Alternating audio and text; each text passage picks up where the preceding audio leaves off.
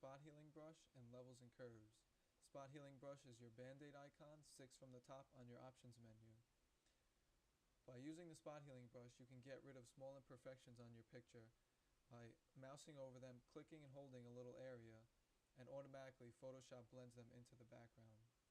Here you can see me using the spot healing brush to get rid of small algae pieces from the fish tank picture that I've taken. The spot healing brush is great for high resolution pictures because there's more pixels to work with, and I can't tell you how many times that I've used it before.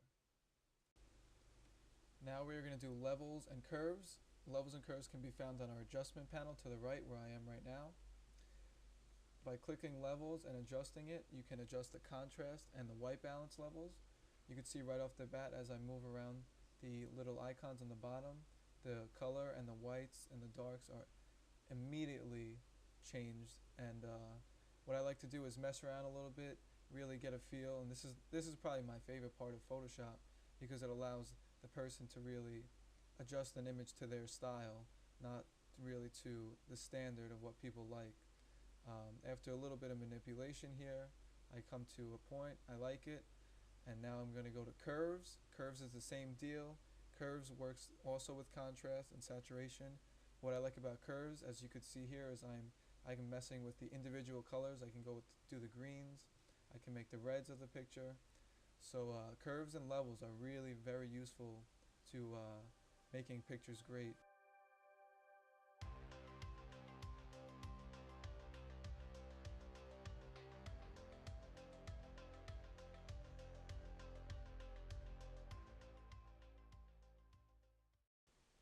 Now for part 2, we're going to return to our adjustments panel on the right. We're going to click the black and white icon.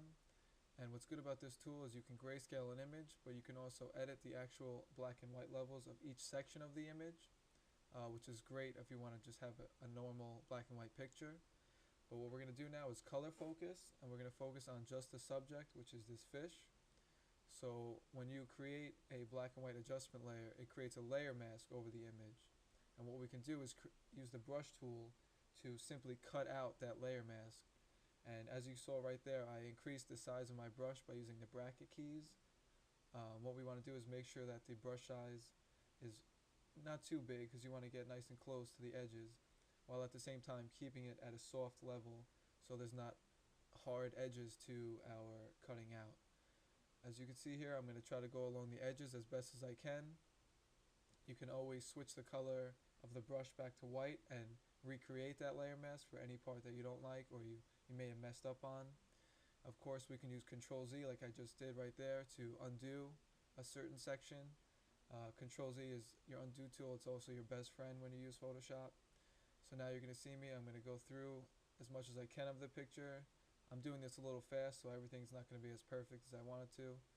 Now I'm going to continue working with this brush tool and try to finish up this coloring as best as I can.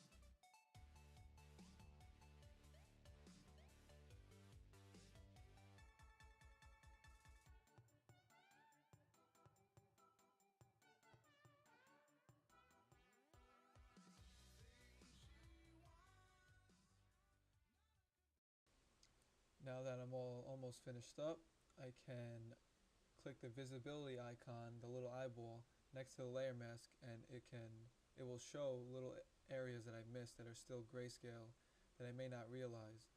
This is a very useful tool when finishing up. And that's about it. So thank you for watching. I hope you learned something, and come back again.